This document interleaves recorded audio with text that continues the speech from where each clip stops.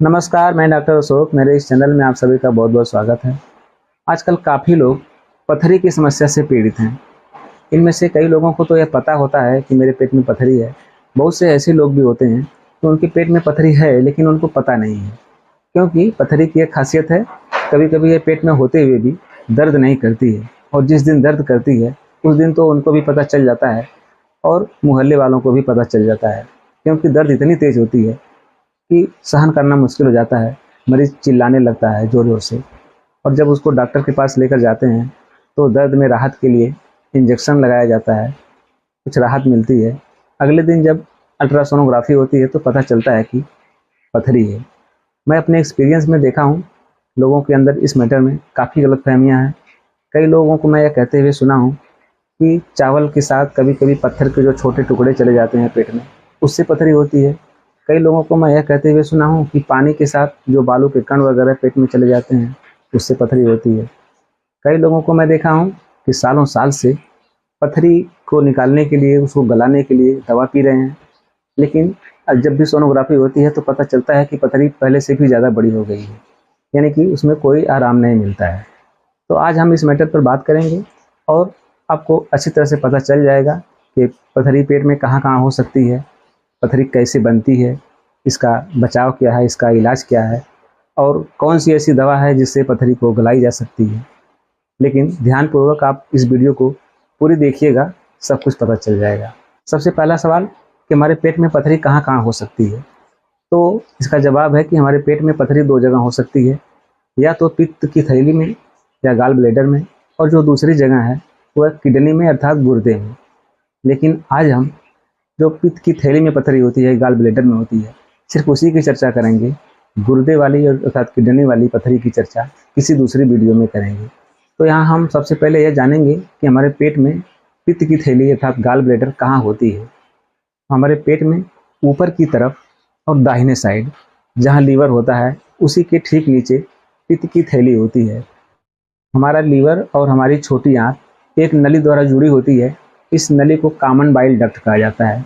इसी नली के बीच वाले हिस्से से पित्त की थैली जुड़ी होती है। हमारे लीवर में जो पित्त रस बनता है, जो बाइल बनता है, उसका 50% हिस्सा हमारी छोटी आँत में सीधे चला जाता है, और उसका 50% भाग पित्त की थैली में रिजर्व के रूप में रहता है। यहाँ कई लोगों के मन में एक सवाल होगा कि आखिर पित्त का हमारे शरीर में क्या काम है। तो हमारे लीवर से पित्त रस अर्थात बाइल बनता है, और यह बाइल का काम है कि जो हम लोग भोजन में फैटी चीज़ खाते हैं, यानी कि तेल वाली, घी वाली, जिसमें चर्बी की मात्रा हो, तो वह पाचन उसका ठीक से नहीं हो पाता है, और उसके पाचन के लिए अलग से व्यवस्था है। यह पित्त उसको पचाने में सहयोग करता है। तो जो 50% हिस्सा उसका छोटी आँत में चला जाता है, वो तो उसको पचाने के लिए काफ़ी है। लेकिन कभी कभी जब हम ज़्यादा मात्रा में फैटी चीज़ खा लेते हैं, ज़्यादा चिकनाई वाली चीज़ खा लेते हैं, तो पित्त की थैली में जो रिजर्व के रूप में पित्त रहती है, वो ज़्यादा मात्रा में वहाँ पहुँचती है और उसको आसानी से पचा देती है। लेकिन सिर्फ ये पित्त ही नहीं बनता है लीवर में, लीवर के और भी काम है। जो हमारे शरीर में कोलेस्ट्रॉल बनता है, वह भी लीवर में ही बनता है। और हमारे खून में लाल रक्त कणिकाएँ होती हैं, उनकी जो मृत होती है, तो वहाँ पे बिलिरुबिन नाम का एक पदार्थ बनता है। तो लीवर उसको फ़िल्टर करके उसको भी इसी कॉमन बाइल डक्ट जो नली मैं अभी बताया हूँ, उसी से छोटी आँत में भेजता है। और वो उसमें इसीलिए पित्त में कोलेस्ट्रॉल की मात्रा भी होती है, बाइल साल्ट की भी मात्रा होती है, बिलिरुबिन की भी मात्रा होती है, और पित्त की तो होती ही है। लेकिन सब एक संतुलित अनुपात में होते हैं। लेकिन जब किसी कारण से हमारे शरीर में अगर कोलेस्ट्रॉल की मात्रा ज़्यादा बनने लगती है, तो कोलेस्ट्रॉल वाली पथरी बन जाती है। और कभी-कभी जब बिलिरुबिन की मात्रा ज़्यादा होती है, तो बिलिरुबिन वाली पथरी बनती है। और कभी-कभी जब बिलिरुबिन और कोलेस्ट्रॉल दोनों की मात्रा ज़्यादा होती है, तो दोनों की मिक्स टाइप की पथरी बनती है। अब यहाँ एक सवाल यह है कि यह पथरी क्यों बनती है? तो अभी तक इसका एग्जैक्ट कारण ज्ञात नहीं है, लेकिन इसका एक पैटर्न देखा जाता है कि किस प्रकार के लोगों में ये पथरी ज़्यादा बनती है।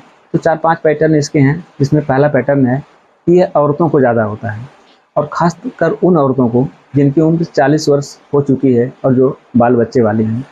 क्योंकि औरतों के शरीर में हार्मोनल चेंजिंग बार बार होती रहती है, कभी डिलीवरी के समय, कभी माहवारी के समय, कभी बच्चों को दूध पिलाते वक्त, कभी मेनोपॉज होने की अवस्था में। तो इसलिए उनमें ये ज़्यादा देखी जाती है। जो दूसरा पैटर्न है, जो महिलाएं गर्भ निरोधक गोलियां या अन्य कोई हार्मोन्स वाली गोलियां ज़्यादा लंबे समय तक खाते हैं, उनमें भी अक्सर पित्त की पथरी देखने को मिलती है। इसका तीसरा पैटर्न यह है कि यह उन महिलाओं को, उन पुरुषों को पित्त की पथरी ज़्यादा होती है जो मोटापे से ग्रस्त हैं, अर्थात जिनका वजन बहुत ज़्यादा है। पित्त की पथरी का जो चौथा पैटर्न है, यह ऐसे लोगों में ज़्यादा देखने को मिलती है जो लोग फास्ट फूड का सेवन ज़्यादा करते हैं, जैसे चाउमीन, पिज्ज़ा, बर्गर और तली भुनी चीज़ें, चिप्स या अन्य कोई फैट वाली चीज़ें ज़्यादा खाते हैं, उनमें यह ज़्यादा देखने को मिलती है।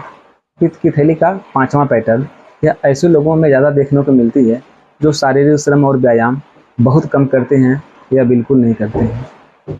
पित्त की पथरी का जो छठवां पैटर्न है, यह आनुवंशिक कारणों से भी होता है, यानी जिन पुरुषों को, जिन महिलाओं को ये पित्त की पथरी होती है, उनके बच्चों में भी यह अक्सर होने का चांस रहता है। अब आइए देखते हैं कि पित्त की पथरी का लक्षण क्या है। तो यह हमारे पेट में जहाँ पित्त होती है, यानी कि ऊपर की तरफ दाहिने साइड बहुत तेज की दर्द होती है, एकदम चीरने वाली दर्द होती है, और यह दर्द पीठ की तरफ या दाहिने कंधे की तरफ बढ़ती है, और साथ साथ मिचली भी आती है, उल्टी भी होती है, कब्ज होती है, घबराहट होती है, चक्कर भी आता है। और जब अल्ट्रासोनोग्राफी होती है तो उसका जो रिजल्ट आता है उसमें लिखा रहता है कोलीलिथियासिस। कभी कभी पित्त में सूजन भी हो जाती है, तो उसमें जो रिजल्ट आता है तो उसमें लिखा रहता है कोलिसिस्टाइटिस विथ कोलीलिथियासिस। अब आइए देखते हैं कि पित्त की पथरी का इलाज क्या है। तो पहले मैं यह बता देना चाहता हूँ कि जो लोग पित्त की पथरी को निकालने के लिए दवा पिलाते हैं, वे लोग असल में ठग प्रवृत्ति के होते हैं, और जो लोग उनके पास जाते हैं वे लोग भोले भाले और नादान लोग होते हैं। पित्त की पथरी कभी भी किसी भी दवा से निकल नहीं सकती है। हाँ, एलोपैथ में इसको गलाने के लिए एक दवा है अर्सोडिऑक्सीकोलिक एसिड, लेकिन यह भी उसी पथरी को गला सकती है जो पथरी कोलेस्ट्रॉल की बनी है, और यह ऊपर से पता नहीं चलेगा कि आपकी पथरी किस चीज़ की बनी है। हाँ, अगर पित्त की पथरी कोलेस्ट्रॉल से बनी है तो वह इस दवा से गल सकती है, और यह दवा 300 mg में आती है और कई ब्रांड नाम से आती है, जैसे यूडील्यू या अर्सोफोर्ड या हेप्टिजा। 300 mg में सुबह शाम इसको खाना होता है, और कम से कम 6 महीने से लेकर 1.5 साल तक इसको खाना होता है। तो इतने लंबे समय तक आप इस दवा को खाएंगे तो इसका कुछ साइड इफ़ेक्ट भी होगा, और यदि आपकी पथरी कोलेस्ट्रॉल की नहीं बनी है तो वह गलेगी भी नहीं, और इतने दिन में जितना आपका पैसा लगेगा वह पैसा ऑपरेशन के बराबर हो जाएगा। और यदि पथरी इसकी गल भी गई तो यह चांस रहेगा कि कभी यह फिर से भी क्रिस्टल का रूप ले ले और फिर से यह पथरी बन जाए। तो इसलिए बेहतर यही है कि इसका ऑपरेशन करवा लिया जाए। ऑपरेशन भी इसका 2 तरह से होता है, एक लेप्रोस्कोपी या दूरबीन विधि से होता है, और यह जब पथरी आपकी 15-16 mm तक होती है तो इस तरह से हो सकता है, और इससे बड़ी यदि हो गई तो ओपन विधि से होता है। हमने उसको चीरा लगा के उस पित्त की थैली को ही निकाल दिया जाता है, और आपकी समस्या हमेशा के लिए ठीक हो जाती है। अब कई लोग सोचते होंगे यदि पित्त की थैली ही निकल जाएगी तो फिर आने वाले समय में कोई परेशानी होगी, लेकिन नहीं, कोई परेशानी नहीं होती है, क्योंकि 50% पित्त तो आपके छोटी आंत में डायरेक्ट जाती है, और आप जो नॉर्मल भोजन करते हैं उसको पचाने के लिए तो वह पर्याप्त है। हाँ, आप जो बहुत ज़्यादा अगर फैट खाते हैं, कोई ज़्यादा चिकनाई वाली चीज़ खाते हैं, तो उसको पचाने में थोड़ी सी दिक्कत हो सकती है, लेकिन आप एक नॉर्मल डाइट लीजिए, नॉर्मल भोजन करिए, कोई भी समस्या पूरी ज़िंदगी में नहीं आएगी। मुझे उम्मीद है ये वीडियो आप सबको पसंद आएगी, और पसंद आए तो लाइक, शेयर और सब्सक्राइब करें। फिर मिलेंगे अगली वीडियो में, तब तक के लिए नमस्कार।